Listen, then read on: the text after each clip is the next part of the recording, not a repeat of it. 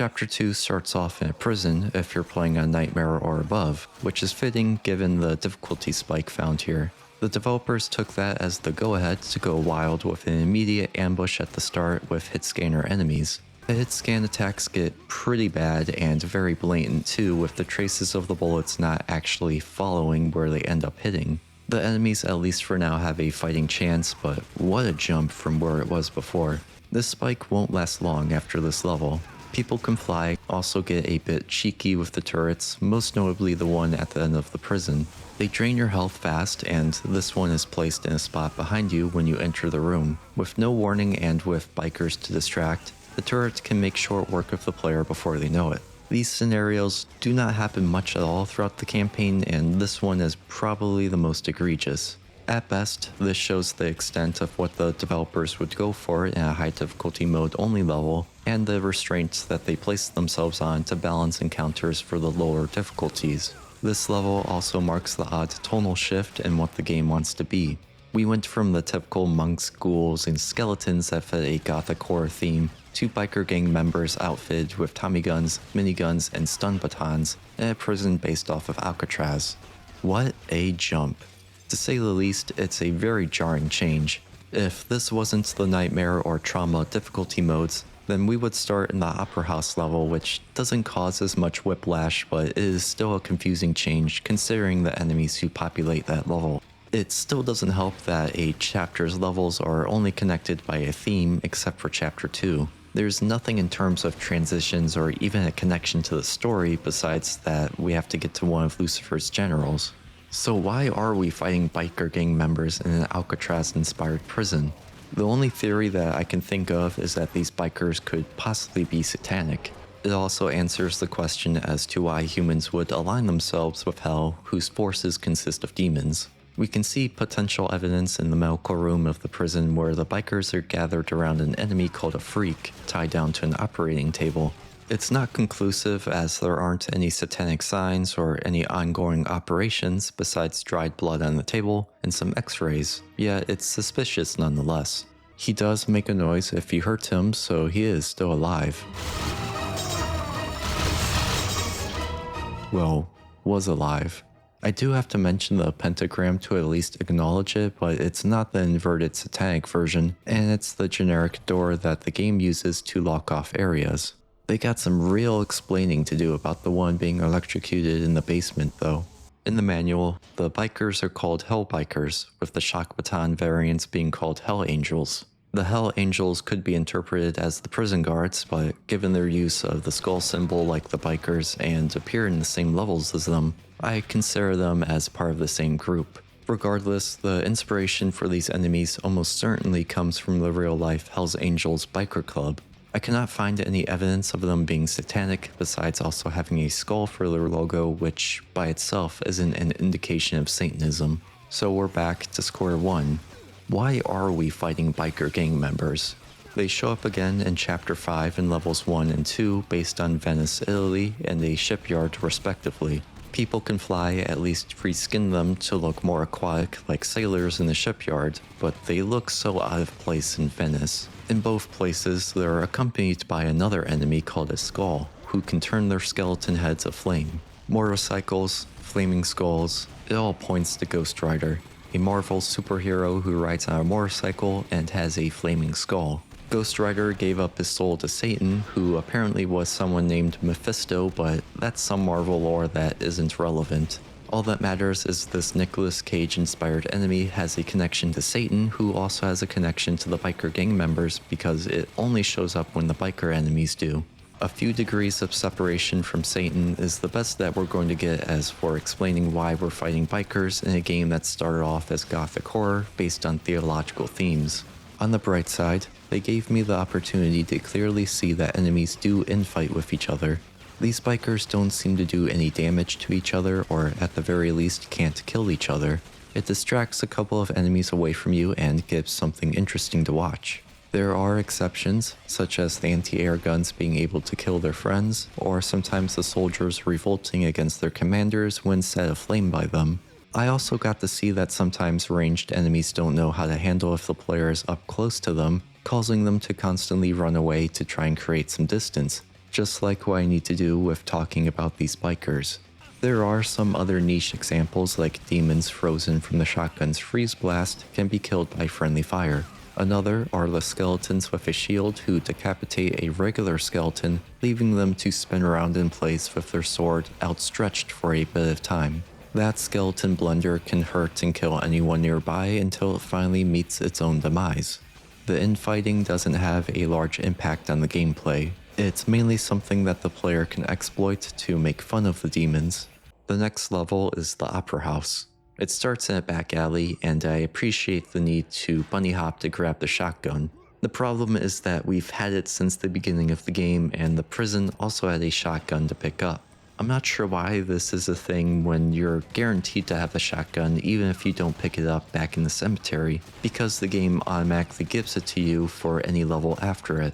Your weapons also carry over if you do go back to play earlier levels. You just won't have any ammo for the ones that were given relatively later in the campaign. Unless you grab one of those supply crates that gives ammo for everything or pick up any grenades, since those share the same ammo pool as the rockets. It does give some secondary ammo, yet it feels that there's a better way to accomplish that without teasing the player about getting a new weapon until they realize that it's just another shotgun.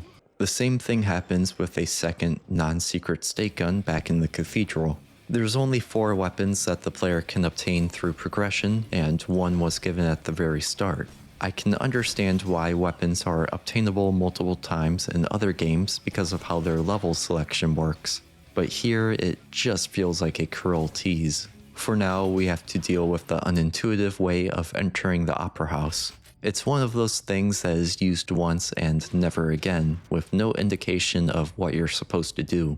Having a movable object be the way to progress is a neat way of using the physics engine, especially in 2004 before Half-Life 2. However, there is nothing that hints to the player that blasting the cellar door is the way to proceed, as we've never had to do it yet. There's a bright window that catches the eye that could be the way to proceed, and there's ammo down the stairs which seems like it's guiding the player to go down that path. But both of those are not the way to go. I only discovered the proper way because I was bunny hopping all around and ended up jittering the door a bit loose. They could have done the same thing by leaving the door a bit cracked open so it makes the player curious. I'm at least not alone, as this review from 2004 also had the same issue where he thought the red door was a part of the environment. Another forum post mentions being stuck at the start of the Opera House, on a Game Trainer website of all places.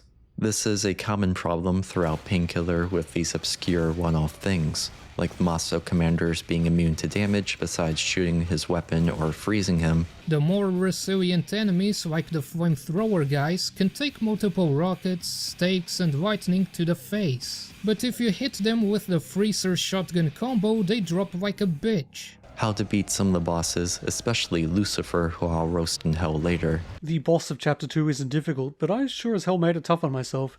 It took me ages to realize that what you're supposed to do is shoot the bubbles when they're near the boss, which will eventually cause him to become vulnerable to your weapon fire.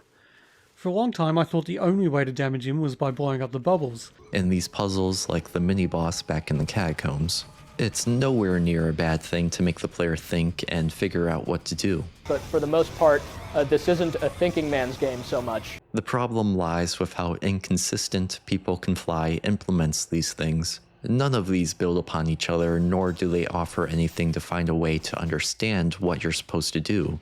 Intuition isn't applied. They're like pop quizzes where you either know the solution or you don't. They had the right idea with the explosives crate to enter the catacombs, but that one was hard to miss, given how that was the only path and the crate is clearly labeled as explosive. That example doesn't teach the player that there are certain objects that can be moved, at least without explosives.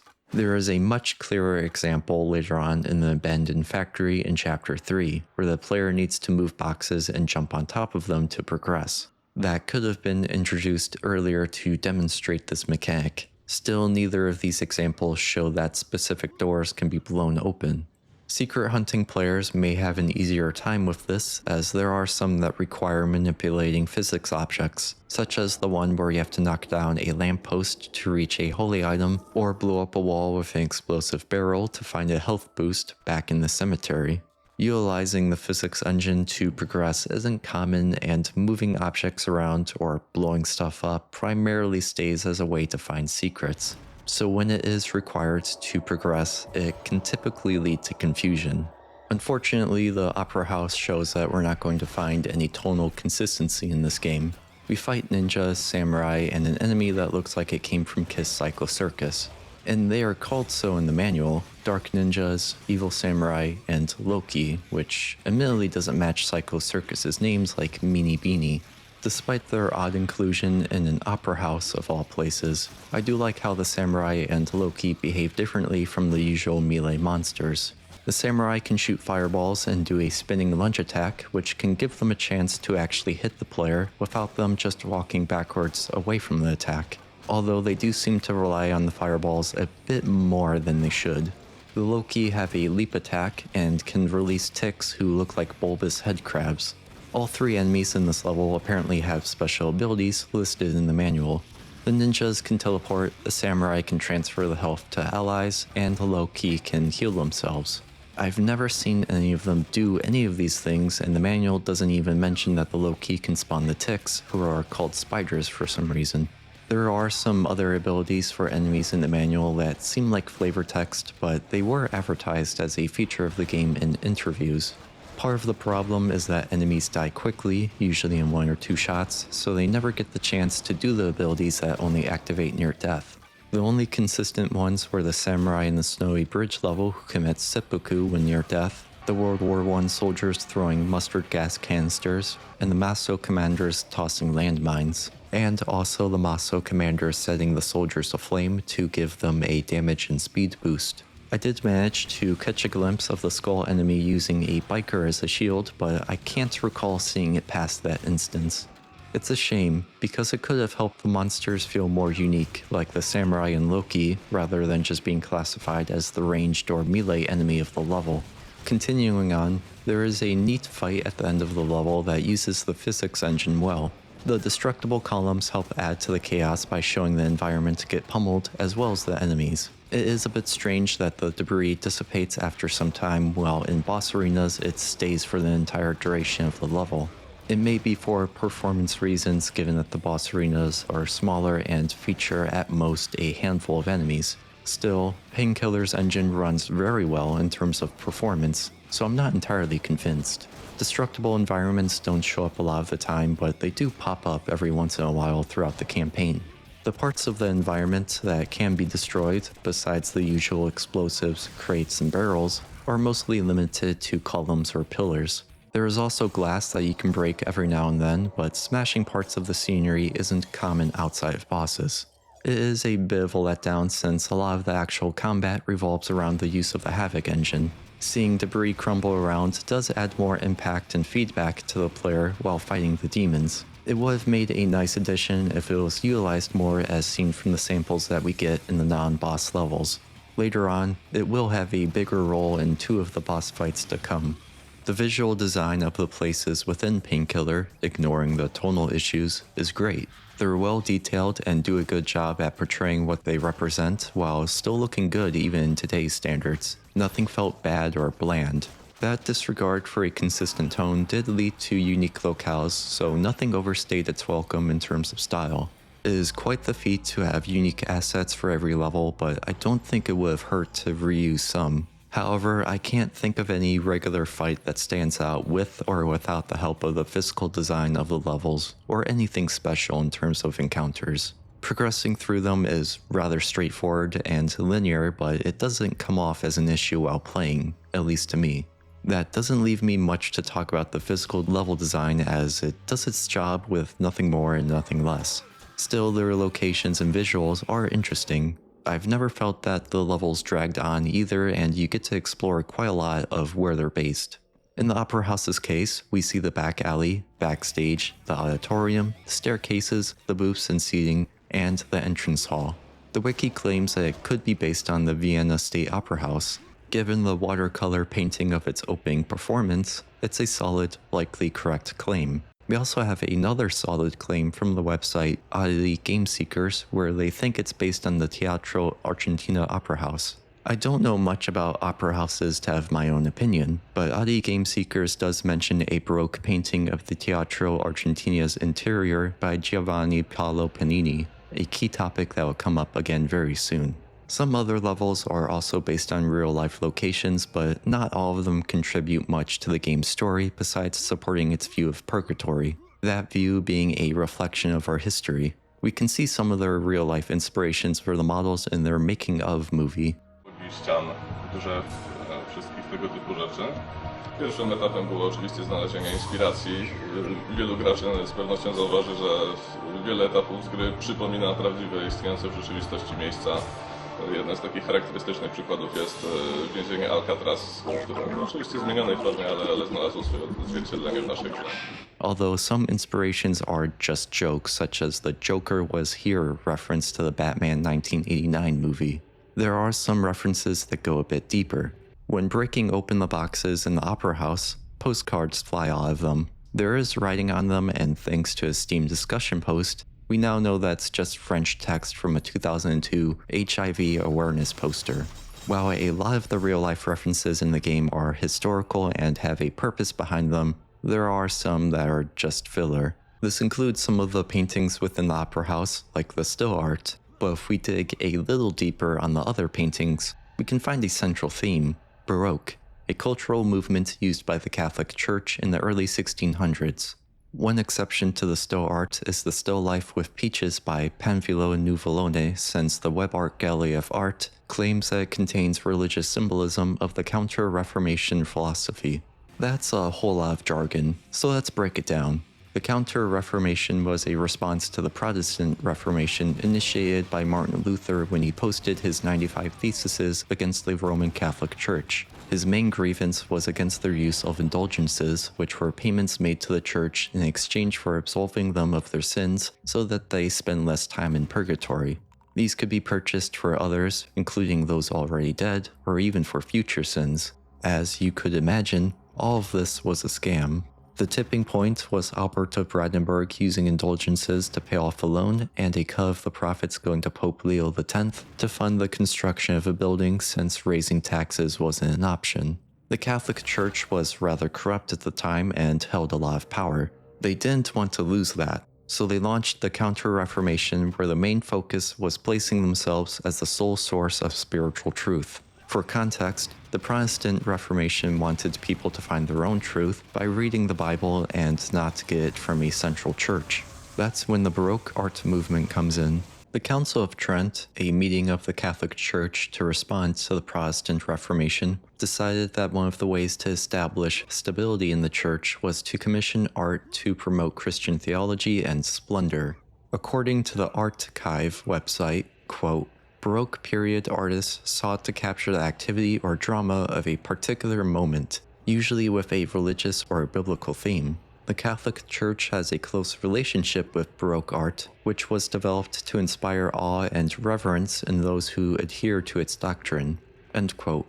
There are 4 characteristics of Baroque art: chiaroscuro, tenebrism, quadro riportato, and illusionism.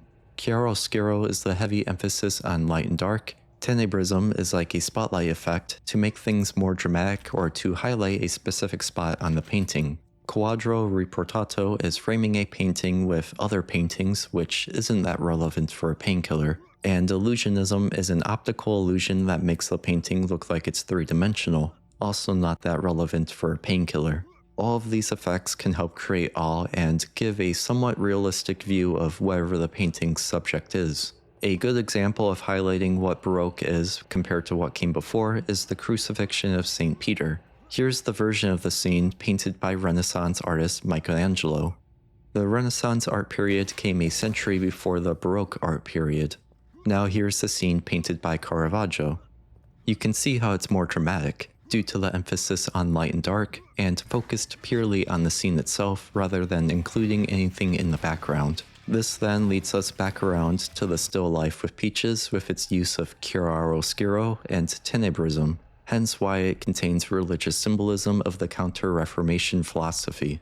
So the next time you wonder what the hell are they talking about when a simple painting has some grandiose meaning behind it, it's usually something along these lines.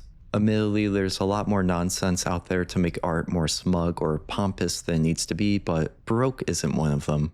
The artist that I mentioned earlier, Caravaggio, is one of the most, if not the most, influential painters of the Baroque movement, as he popularized chiaroscuro as a primary technique and created tenebrism. There are other Baroque paintings in the Opera House that took inspiration from Caravaggio, such as A Youth Singer by Claude Vignon, The Card Players by Theodore Rumbautz, The Concert by Mattia Preti, and Meditation of St. Francis by Francisco de Fruberon. There's also a portrait of a knight of the Constantinian order by Vittore Ghislandi or Fra Gaugurio, which falls more under the Rococo art style, otherwise known as late Baroque, that succeeded the Baroque period. The Sacred Military Constantinian Order of St. George is a Roman Catholic group of knights who carry out militaristic and charitable acts in association and principles of the Church, where it was ratified by Pope Clement XI in 1718.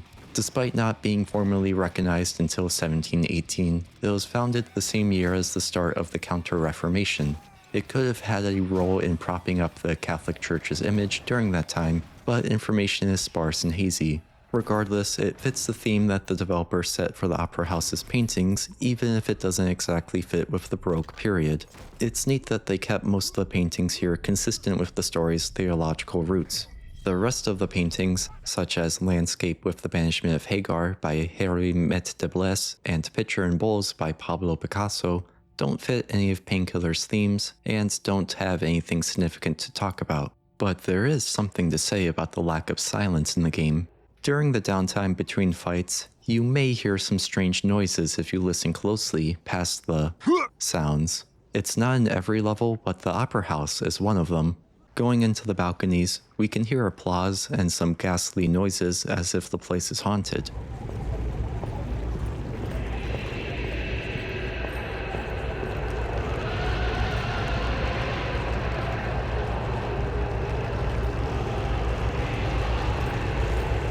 Given how some levels are based on real-life locations and the haunting ambience, I think People Can Fly's intention with the levels was to have Purgatory be a reflection of our world, like the spirits of the past linger in the area. Here are some more examples.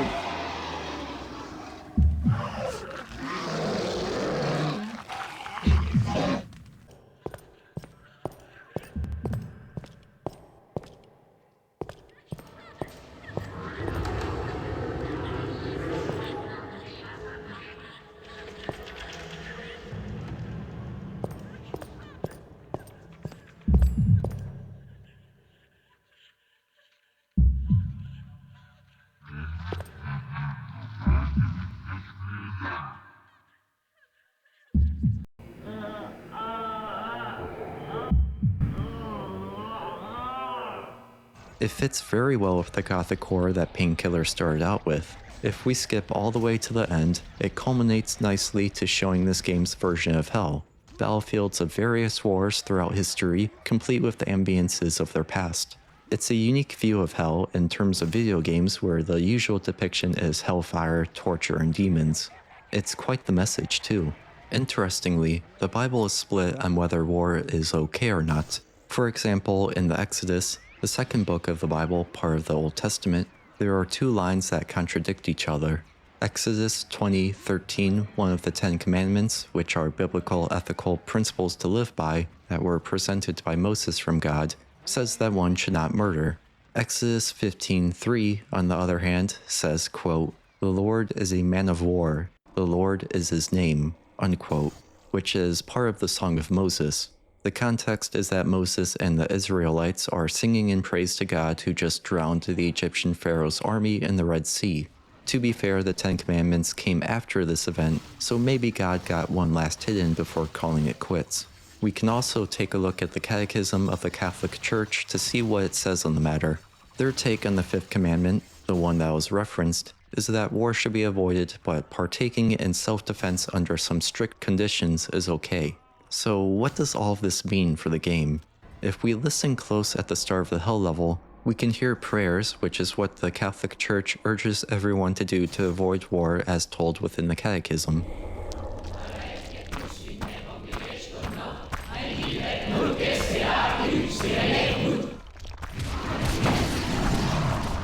I cannot understand exactly what these prayers are. Regardless, its symbolism supports Catholic beliefs and Painkiller's religious foundation. It also seems that Painkiller takes the more peaceful, defensive route in regards to its stance on war. We can find more evidence of this within the tarot cards. The tarot card for the hell level is called Mercy, further adding to the message of avoiding war. There are also other aptly named tarot cards related to that message called Greed, found in the military base, Fear, found in Leningrad within the Battle of Hell expansion, Forgiveness, found in the Abandoned Factory, and Soul Catcher, found in the train station level. Unrelated but also carrying meaning within the story is the Divine Intervention tarot card found in the Forest level. That one relates more to Daniel's story than the game's message about war. It alludes to the trauma ending where Daniel enters heaven, since the Forest level is only accessible on that difficulty. The Greed tarot card is given because a military or defense industry benefits from the increased budget and spending when there is war or a potential for one, so it has an incentive to keep war continuing as long as it's not conducted on their nation's homeland, such as proxy wars, for example. It's also directed towards the United States, since that's the owner of the military base, as shown from the writing on the side of one of the planes. It says US Army instead of US Air Force because the Army also has a fleet of aircraft for certain roles like transportation or logistical responsibilities.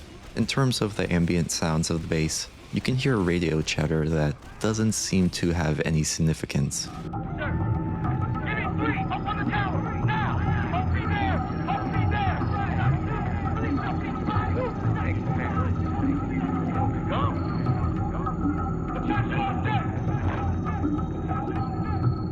The Fear tarot card, I hope, is self-explanatory.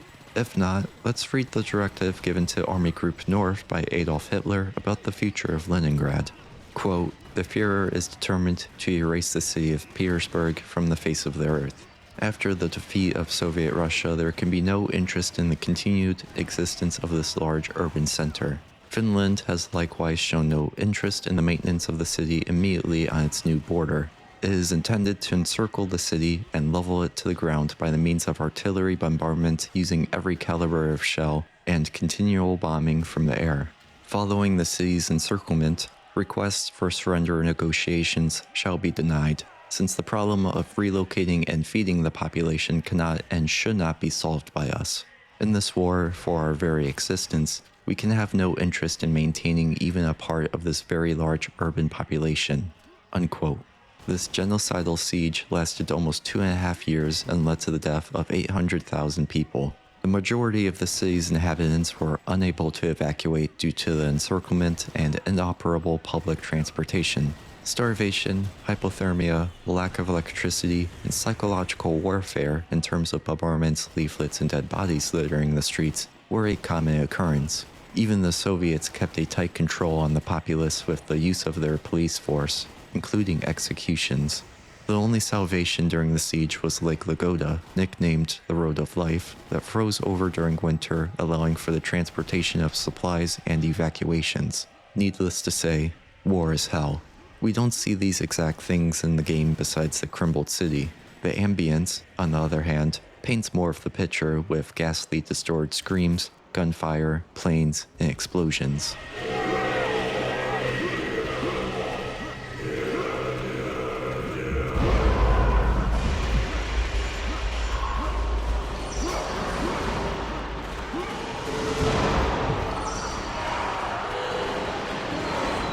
It reflects more of the combat side of things instead of the day-to-day terror imposed on the civilians, but nonetheless traumatizing for anyone that lived through it. The Forgiveness tarot card doesn't have a clear meaning unlike the others. The factory, where the tarot card is given, is filled with soldier monsters, so it could represent the workers being under an oppressive rule and forced to work, as well as signifying that the factory was used to produce products for the war effort. You can hear the machinery in its remnants of the past ambience.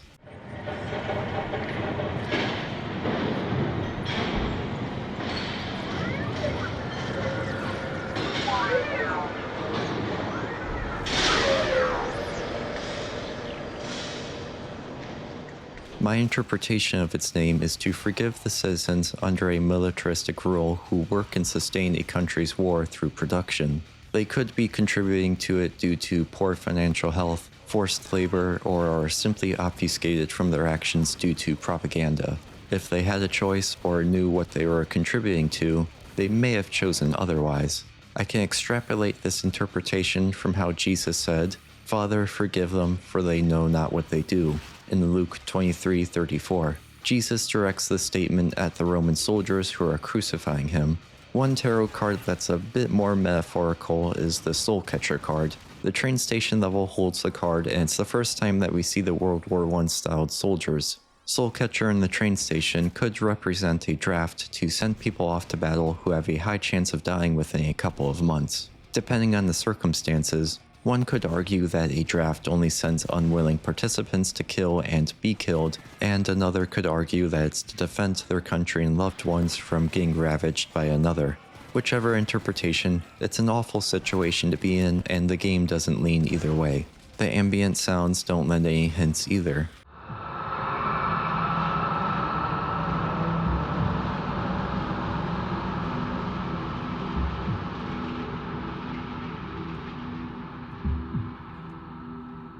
If anything, it focuses more on the individual by invoking a sense of uneasiness, matching their feeling of not knowing if they'll live to see their home again. Not all of the ambient sounds follow the same moral. Most are only there to set the tone and don't really have any significance beyond that. There is one sound in the penultimate level, Old Monastery, where you can hear Dear Painkiller.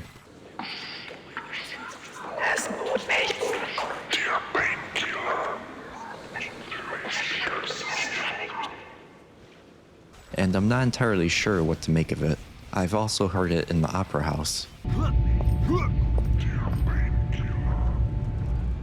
The only reference to a painkiller in the Bible is the one given to Jesus as he was on the cross, as stated in Matthew 27:34. The developers, however, came up with the name Painkiller because it combined two strong words and was funny if you considered the act of Daniel killing demons as freeing them from their painful lives. So maybe the demons gave Daniel the nickname Painkiller because his massacres have relieved many of them from suffering, if only for a brief moment. In a major plot point later on in the campaign, we'll learn that it's temporary because a demon only truly dies if it is killed in hell, while Daniel is currently in purgatory. Of course, all of this assumes that the demons and undead are in constant pain, which we'll never know if that's true or not, besides this possible hint. The ambient sounds of the past shows that there is terror if you stop and smell the ashes. Unfortunately, this horrors of war theme and creepy atmosphere is undercut by the rock music and blasting through monsters with their limbs flying all over the place. Most of the enemies' visual design and level locations don't help either. There isn't a payoff for these ambiences and themes since they serve more as set dressings than they do invoking the emotions that they're meant to portray, unless you specifically go looking for them, which the gameplay does not support. We can really see this issue in the next level, which has a heavy focus on horror. The Asylum wants to be the spooky part of the game, like Thief the Dark Project's Strange Bedfellows and the relatively upcoming Half-Life 2's Ravenholm level. It does try too, with ghosts flying around and putting less of a focus on the adrenaline-pumping action in favor of confined rooms and slow-moving monsters. Yet it's really difficult to have fear in a game where you can kill most enemies in one shot. The monsters here don't pose much of a threat to begin with, and of course we have rock music whenever we initiate combat. It can still be horror-themed, as it is here, but it's not going to be scary. I personally cannot take the monsters seriously when they're leisurely crawling around and the other looks like he has noodles for arms. If anything, I feel like a bully coming in here and wrecking up the place. There's also the goofy looking painting of Haran that I've talked about earlier. I don't know about you, but seeing a close-up of Haran's face makes me feel more confused than scared, especially with his binocular eyes. It's visually out of place given the tone, even if he could be a metaphor for the people here being damned to hell. Speaking of hell, there are pentagrams and writing drawn in blood on the walls, one of which is Neama, a demon from Kabbalah or one of the Jewish mysticism schools of thought. Neama herself isn't that important. It's her relationship with the archangel Samael that matters. Given that Painkiller has yet to reveal that name to the player, it counts as foreshadowing and a bit of insight into the game's story if they know who that person is. It's obvious who that is, as he's the only one who hasn't been named in the game yet, but more on that later. I will acknowledge that there is a Jewish interpretation that Neama was the name of Noah's wife, the guy who made the ark to survive the Great Flood. Since her name is debated and Noah doesn't hold any relevance to the game, we'll accept the demon version of Neama. The next level, the Snowy Bridge, brings us back to out-of-place ninjas and samurai. At least they're properly dusted in snowflakes. It's just so weird because we have fine details like not being able to bunny hop on the bridge because of the snow, but the total whiplash gets overlooked. We do get a new weapon here, the Electro Driver, which allows us to shoot shurikens. The last time a weapon was given was the stake gun all the way back in level 3 of chapter 1, which is 6 levels away and is around the amount of levels within a chapter. So it has been a while, especially with the teases of seeing a weapon on the ground and it ended up being another shotgun or stake gun. Another slap to the face is how the gun is binded to 5 by default despite it being the 4th weapon. None of this helps with how much of a disappointment the Electro Driver is. The primary fire spits out shurikens, and because it's an automatic weapon, it chews through ammo and requires several hits to kill enemies compared to the 1 or 2 hits from the shotgun or stake gun. And unlike those two, those shurikens don't do anything special except for one thing. At a certain distance, the shurikens explode, dealing some splash damage, like how the stakes catch on fire to deal more damage. That distance is a bit too far to be useful a lot of the time due to the size of the arena, stuff in the way constraining the amount of usable range, and melee enemies constantly closing the distance. This leaves the options of either bunny hopping away to create some space or not bothering with that and just keep on firing. It's not a bad mechanic. I just think its distance to explode should be shortened. The stake gun has a shorter requirement for the stakes to catch on fire so it can actually occur during a fight. I didn't even realize this was a thing until I dug around to find out more about the Electro Driver. Regardless of all of that, I feel that the Electro Driver is an underwhelming weapon. You click and hold to kill. The same goes for the secondary fire, which shoots lightning. While the shotgun can blast enemies across the arena, the stake gun can pin monsters to walls, and the Painkiller can shred demons into pieces, the shurikens and lightning bursts just make them ragdoll. There is no spectacle with the Electro Driver, so it relies on its stats to make the player use the weapon, which it's decent, but I'd rather use something more fun since stats don't really matter in a game where almost all the enemies die rather quickly. The game definitely doesn't help as they're really stingy with giving out ammo for the gun until the late game. Of course, it eats through ammo, so you do have to use it sparingly. By the time you actually start to be able to use it without having to ration it, you'll have the chain gun, which makes the Electro Driver obsolete. Needless to say, there's not much of anything working in Electro Driver's favor. I do have to mention the special fire, where you combine the electricity and the shurikens to make a charged shuriken. It acts like a lightning trap, shocking anyone who comes near it. It's useful for crowds, but it does cost a lot of ammo. It's about time that I talked about the compass at the top of the screen. It may seem strange to have one in a linear game, but its main functions are to point at the next checkpoint location and to point at the location of an enemy. The latter is particularly useful as the enemy's pathfinding can get pretty awful.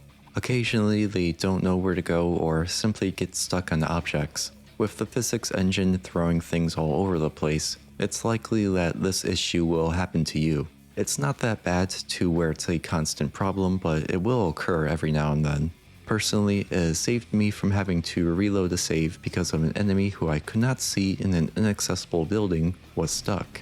The arrow pointed towards where it was, and a few explosives later, I was able to progress. It's a nice quality of life feature that seems useless until you need it. Progression through a level is usually the same sequence. Move forward, enemies spawn in and the room gets locked down, kill all of them, room opens up, and you can continue on. Sometimes the path you came in from stays locked down until the end of the level when everything opens up. It's a forcibly nice feature that allows players to go back to search for any secrets they missed when the design of progressing through a level causes the problem in the first place. For some secrets, it's a necessity to backtrack once the level is finished. It's up to you if you think it's worth the time to explore to find whatever secret opened up or to find any that you missed, and then walk all the way back to the end of the level. With some levels, it's just not worth the time due to how little the reward is. One example is the cathedral, where it's just a few vases filled with a meager amount of gold.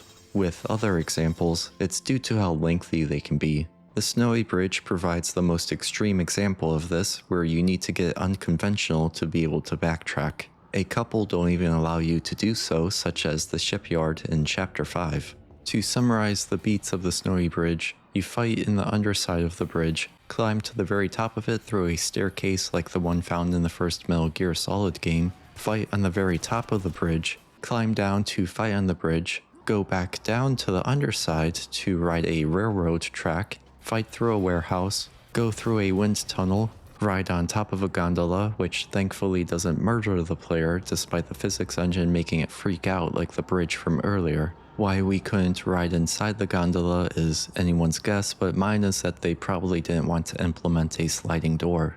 Then after the gondola is another fight up a building and finally the end of the level. That's quite a lot to backtrack through. Fortunately, there are no secrets in this one that require backtracking once you reach the end. But if you did miss one and want to go back, you might as well restart the level. The gondola does not travel backwards, so you'll need to traverse over the wire. You'll also need to fight against the wind current in the tunnel by bunny hopping and then finally run down the long railroad that the vehicle previously rushed you through. Again, this is the most extreme example and there are no backtrack secrets here. But if you did happen to miss a secret here, you'll also lose out on the tarot card as the challenge requires the player to find all of the secrets. Sometimes you'll need to backtrack for more than just secrets if you want all of the tarot cards. Some challenges are completionist things like breaking all of the objects, killing all of the enemies, or collecting all or a certain amount of souls. In my opinion, the secrets aren't worth seeking out. It's mainly because of the soft reset between levels where you lose your supplies besides your weapons, so it doesn't matter if you find armor or whatever, the game is just going to take that away from you. As long as you can make it through the level, the secrets are just extras to make the game even easier. The only type of secrets that may be worth getting are the holy items, since those give a bunch of gold, which allows you to use tarot cards. Gold isn't taken away from you besides to use a tarot card, but you also don't need tarot cards to get through the game. There's the stake gun secret in the atrium complex to get it one level earlier too. It's not that impactful to get it sooner, yet it deserves a mention as a secret that might be worth getting. I do like how some of the secrets are a bit more than something tucked away in a corner. There are some that require objects to jump on that can be destroyed, locking you out of that secret. Some require technical skill with bunny hopping, or you can get creative with the physics and use objects to give you a boost to negate needing that skill. A few of them are a bit more hidden away, like having to push an explosive barrel across an entire cemetery to blow up a wall. Others later in the game are really obtuse to find, such as the ones in the Venice level. If you are a secret hunter, you'll probably enjoy trying to find them all. Most provide enough obscurity where you do have to explore and figure out how to get them, rather than being something to mark off a checklist. It leans into that puzzle aspect that can foster experimentation and community engagement to try and solve where that last secret is. People who just want the 100% completion will likely just use a guide, but there is a challenge to finding these secrets, as it should be. So while I don't think that they're worth getting unless you want bragging rights or the unlimited golden tarot cards usage, they are still satisfying to find, like solving a puzzle. I only want to talk about 4 things in the town level. The first being one of the incantations that the leper monk uses.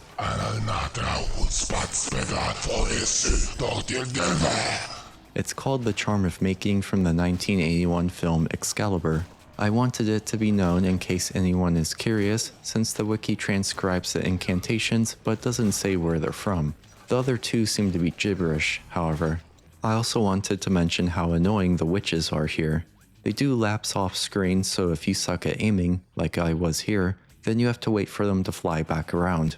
It's not that bad if you use a different weapon other than the stake gun, yet you have to if you want to complete the tarot card challenge. I like how it's different in regards to the enemies, so it at least gets that compliment. It's the type of variety that Painkiller needs instead of the usual melee enemy that runs up to you or the ranged enemy that hangs back and moves after every shot. The other thing is the historical context surrounding this town. Historically, there isn't anything religious about it except for some people blaming the fire on Catholics, but there are some Christian ties with the enemies that I'll discuss soon. The Great Plague of London of 1665 and the fire of the year after, 666, are rolled up together to set this scene, complete with X's on the doors, zombies, and of course fire everywhere, all of which occurred in London during that time. It's also where the "Bring Out Your Dead" line originates from, to which Monty Python didn't have to change much at all. We already know that People Can Fly are basing most of the levels off of real places, but I think this one has a little bit more of a special meaning. Like the "War is Hell" moral from earlier, I believe this town showcases how life can be hellish even without war.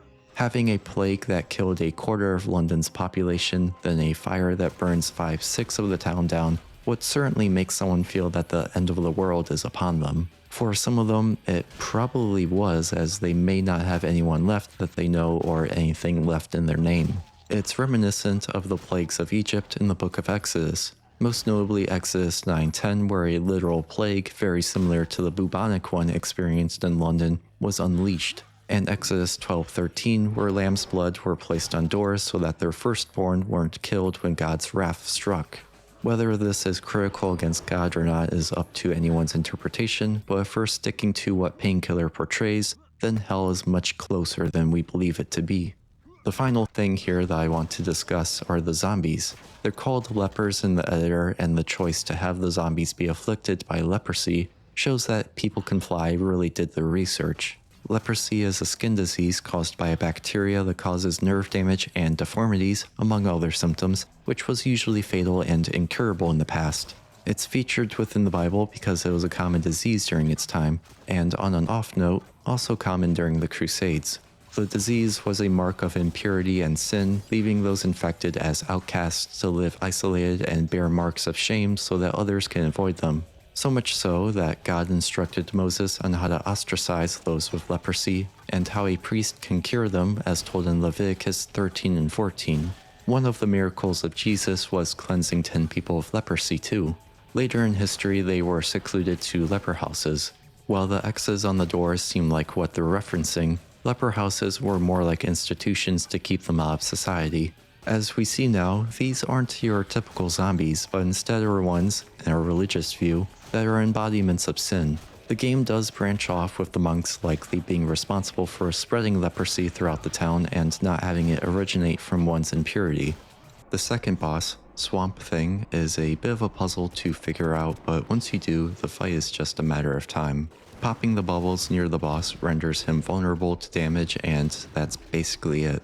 His attacks do hit hard and there are no health pickups here, yet they're not that hard to dodge.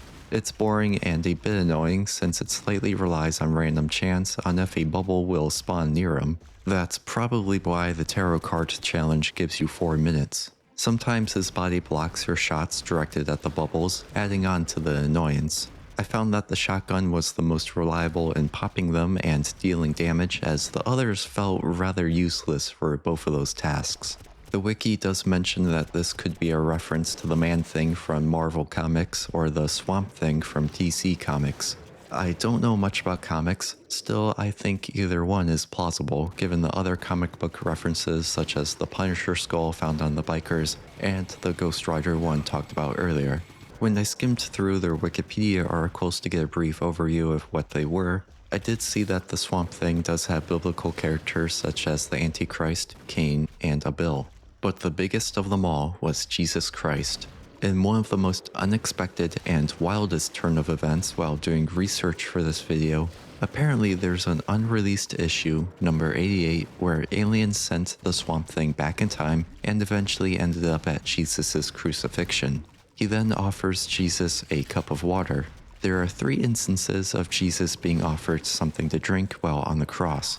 The first being the painkiller mixture that I discussed earlier in Matthew 27:34. The second being Roman soldiers taunting Jesus in Luke 27:36 through 37. And the third being a request by Jesus so that he can say his final words. Swamp Thing could have been any of those instances since we're not dealing with solid logic here to rule out him not being a Roman soldier or at least appearing as one. This means that the Swamp Thing could have been the one to make fun of him, fulfilling his demon counterpart in the game. Who knew that a swamp monster would have biblical connections? After defeating the boss comes another cutscene where Daniel and Eve seek out someone that Daniel knows to get more information on the location of Lucifer's armies. His name is Asmodeus. While Eve shows her skepticism, Daniel is friends with him. Daniel, he's a demon. Let's get out of here. It's okay, I know him. He's a friend. Hey, thanks, Daniel. They met during Daniel's 30-year stay in purgatory before the start of this campaign when Asmodeus helped him recover after he fought off some demons. Asmodeus escaped hell to get out of there, unlike most other demons who did so to eat human souls, as he describes. It does bring up the possibility that there are demons who are friendly to humans, but the reveal of Asmodeus' true identity gets rid of the only evidence we have of that possibility for now. We do get an important question asked of where's Adam, Eve's husband. However, all we get for an answer is a sigh and a goofy, awkward stare from Asmodeus. Wait, you're not the Eve, are you? What? The Eve? You never told me that. It isn't something I enjoy speaking. Wait, why are you here then? Where's Adam? Like Eve, there's not much about him after life in the Garden of Eden besides having kids and living off of the land. So what can we speculate from the game, and who exactly is Asmodeus? Asmodeus is a Jewish legend, otherwise known as the Prince of Demons or King of Demons. A nice bit of foreshadowing considering who the King of Demons is in Christianity. His background isn't all that important besides a story in the Book of Tobit, an apocryphal Jewish work which just means that it isn't canon. Catholicism also considers it as such. Despite that, the story tells of Asmodeus being in love with a woman named Sarah, which drove him to kill her 7 fiancés, one after the other, before any of them could get married. In the game, Asmodeus' true identity is Lucifer, and in the last cutscene of the main game, we learn that Lucifer was infatuated with Eve. But in the end, he was blinded by his infatuation with you. It got the best of him. I knew it would. This explains why Asmodeus here in this cutscene was able to point out that Eve is the one from the Garden of Eden, gives a possible in-game explanation as to why Lucifer tempted Eve into committing the original sin so that he could be with her, and could explain why Asmodeus gives that goofy, awkward stare, because he killed Adam, reflecting the Book of Tobit story. But why does Eve sigh and shrug? It's really anyone's guess, since so much time has passed since they were cast out of the garden. It's possible that Lucifer drove them apart, got a succubus to seduce him and commit infidelity, or hell, maybe even Lucifer was that succubus then killed him after Adam and Eve separated. It's clear that it wasn't on amicable terms, and that she may not know where or what happened to Adam since they divorced. So why does Asmodeus or Lucifer tell Daniel where to find the next general besides to keep up his cover? At the end of Chapter 4's cutscene, Lucifer tells Daniel that he picked the wrong side. The wrong side, my friend. The wrong side. So maybe Lucifer had a plan to corrupt Daniel by having him absorb more demon souls. Daniel has already proven to be worth the cost of those demons, and they could always come back since they were killed in purgatory. Another theory could be that he just didn't expect them to survive for as long as he has. Everyone expresses this sentiment about being surprised at how Daniel has managed to do what he has done throughout the game. And how did you manage this? You know, I didn't want to reveal myself to you, and I thought I wouldn't have to. Well, you put up more of a fight than I thought you would. Nobody, Samael, Lucifer, Alistair, or even me thought you'd make it this far. Quite an achievement for someone so new to the afterlife. So this one is the most likely answer in addition to keeping up his cover. I do have to mention, since I've been harping on this, that Asmodeus saying that the demon horde has moved near the train station is a nice transition to the next level. They moved here, near the train station. We finally have a reasonable explanation as to why we end up where we do. Eve then goes off to check in with someone who might have more information. This could be the angel who she's referring to, as that's the only other person that we know of who could provide intel on the demon's location. They do know of each other, as the angel mentions her in Chapter 3's cutscene, and Eve mentions him in the first cutscene of the expansion, without Daniel ever mentioning him to her. Ah, you've met Eve. She's a good ally to have. She can be trusted. Samael, a man of no wife. It is possible that Daniel talked about him to Eve off screen, but it doesn't matter. The point is that they know each other and are possibly, finally, collaborating on information. The game never elaborates on this either, so we don't know for sure who she is referring to or even if she does find out anything more. Daniel then takes off towards his next stop to give more demons a one-way ticket back to hell.